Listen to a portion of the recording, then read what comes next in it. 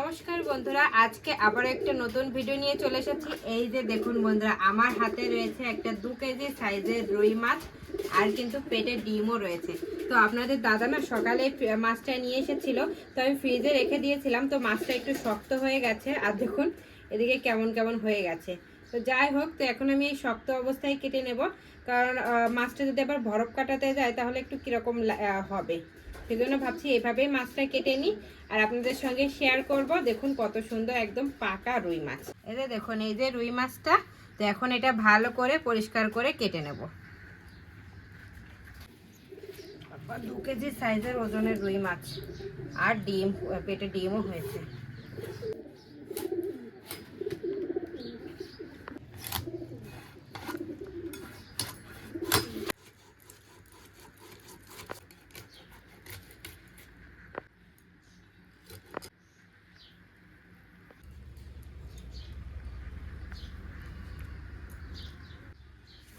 মাছের ডিম হয়েছে, দেখেছেন বন্ধুরা? এই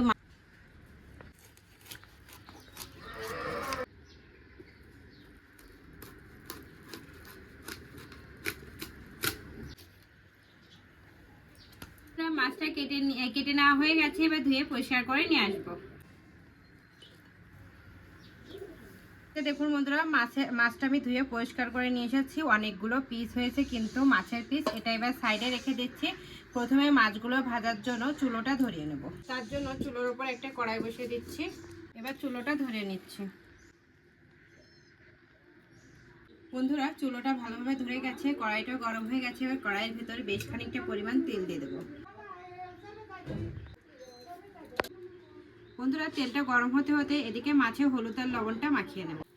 লবণ, হলুদ গুঁড়ো, ভালো করে মাছে এবার হলুদ আর লবণটা মাখাবো। বন্ধুরা, তেলটা গরম হয়ে গেছে। এবার মাছগুলো এক এক করে ভেজে নিচ্ছি।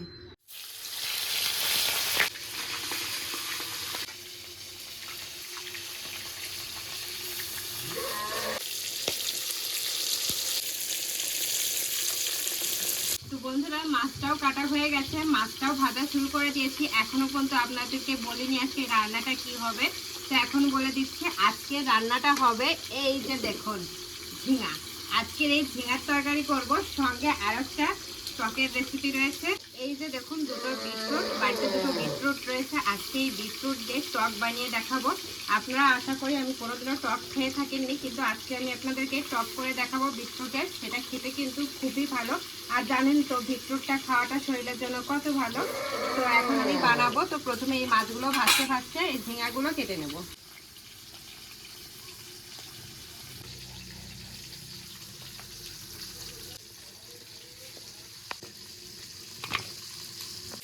বন্ধুরা, এক সাইড হয়ে গেছে, আমরা ভেজে নিচ্ছি, পাল্টিয়ে দিচ্ছি। বন্ধুরা, এই মাছগুলো ভাজা হয়ে গেছে, এবার উঠিয়ে নিচ্ছি। বাকি মাছের পিসগুলো ভেজে নিচ্ছি।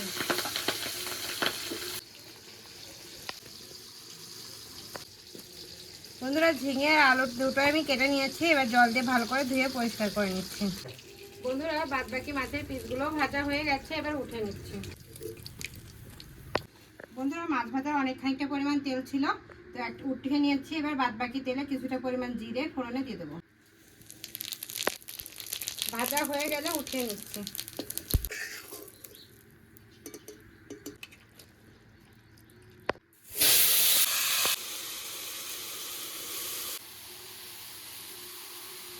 কাঁচা লঙ্কা চেরা গুঁড়ো, স্বাদ মতো লবণ, সব কিছু এবার ভালো করে একটু ভেজে নেব।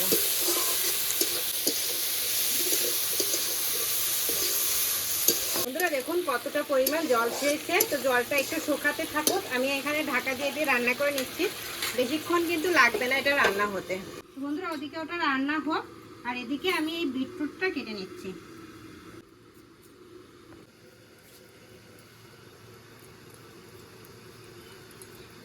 বিটরুটে হাত পুরো লাল হয়ে যাবে। তো বন্ধুরা, এটা প্রথমে আমি এরকম ধুয়ে নিচ্ছি, আর কিন্তু ধোবো না, এই একবার এই গাটাই ধুয়ে নিচ্ছি। যেরকম আমরা ওলকপিটা কেটে থাকি না, ঠিক সেইভাবেই আমি কেটে নিচ্ছি।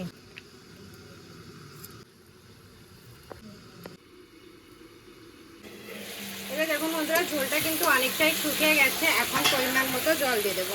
বেশি নয়, অল্প একটু জল দিলেই হয়ে যাবে। আবার এটা ঢাকা দিয়ে রান্না করে নিচ্ছি। এই যে দেখুন বন্ধুরা, ঝোলটা অনেকটাই শুকিয়ে গেছে, আলুটাও কিন্তু সেদ্ধ হয়ে গেছে। এখন মাছের পিসগুলো দিয়ে দেবো।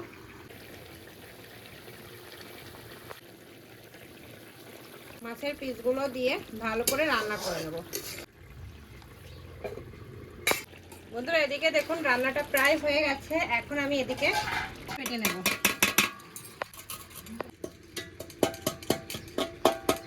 বন্ধুরা হয়ে গেছে রান্নাটা, এখন এটা আমি নামিয়ে নিচ্ছি। এখন এই জিরে বাটাটা তরকারির সঙ্গে ভালো করে আমি মাখিয়ে নিচ্ছি। বন্ধুরা চুলোর ওপর আবারও কড়াইটা একটু বসিয়ে দিলাম। কড়াইটা আমি একটু ধুয়ে নিয়ে এসেছি। বন্ধুরা কড়াইটা গরম হয়ে গেছে, কড়াইয়ের ভেতর বেশ খানিকটা পরিমাণ তেল দিয়ে দিচ্ছি। তেলটা গরম হয়ে গেছে, এবার বিটরুটগুলো দিয়ে দিচ্ছি। কিছু না, ব্যাস অল্প একটু লবণ দিয়ে দিচ্ছি।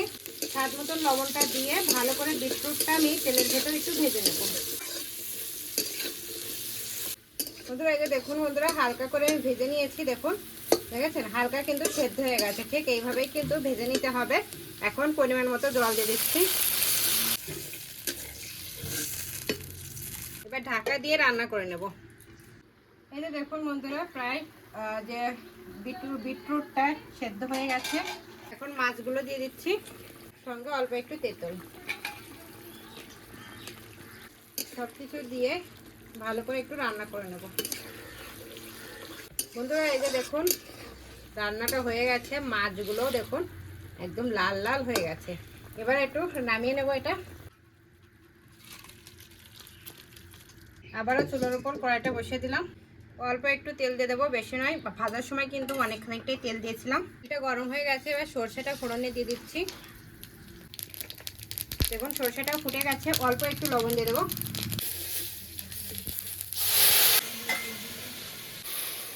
ভালো করে মিশিয়ে এবার নামিয়ে নেব।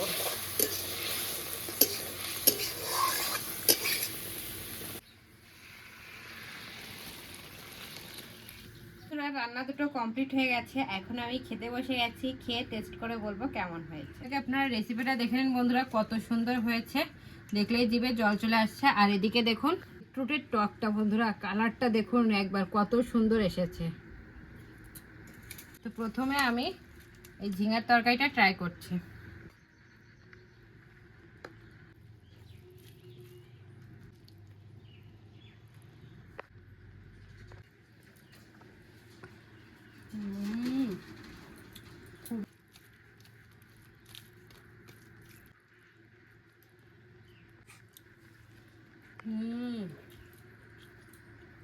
তো বন্ধুরা ঝিঙের তরকারিটা খাওয়া হয়ে গেছে, এখন আমি ওই ওলকপি করছি, ওই বিটরুটের টকটা ট্রাই করব।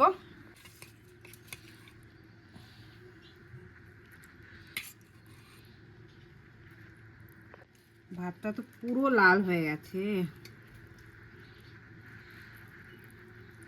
মাছের ভিতর পর্যন্ত লাল হয়ে গেছে।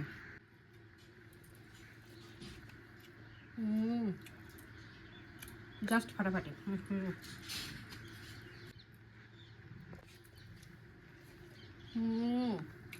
খুবই টেস্ট।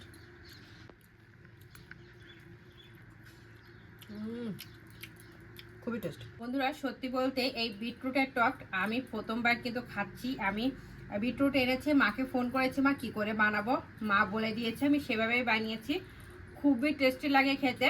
আপনারাও কিন্তু বাড়িতে একবার হলো এইভাবে বানিয়ে খেতে পারেন। আমার মতো যারা এরকম বিটরুট পছন্দ করেন না, আমার কিন্তু কাঁচা বিটরুট একদমই পছন্দ না। অনেকে কিন্তু স্যালাড হিসেবে এই বিটরুটটা খেয়ে থাকে, কিন্তু আমার একদমই ভালো লাগে না।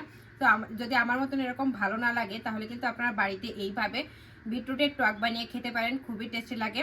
তাহলে আজকে এই পর্যন্তই। আমার এই রেসিপিটা যদি আপনাদের ভালো লাগে তাহলে অবশ্যই লাইক কমেন্ট শেয়ার করবেন। আমার চ্যানেলে যদি আপনারা নতুন হয়ে থাকেন তাহলে সাবস্ক্রাইবও করে দেবেন। আর হ্যাঁ, অবশ্যই পাশে থাকা বেল আইকনও প্রেস করবেন, তাহলে এরকম নিত্য নতুন ভিডিও সর্বপ্রথম আপনার কাছে যাবে। আর বাড়িতে একবার হলো এইভাবে বিটরুটের টক বানিয়ে খাবেন, আর সঙ্গে ঝিঙার তরকারি বানিয়ে খাবেন, আর আমাকে কমেন্ট করে জানাবেন কেমন হয়েছে। তাহলে আজকে এই পর্যন্তই, নমস্কার।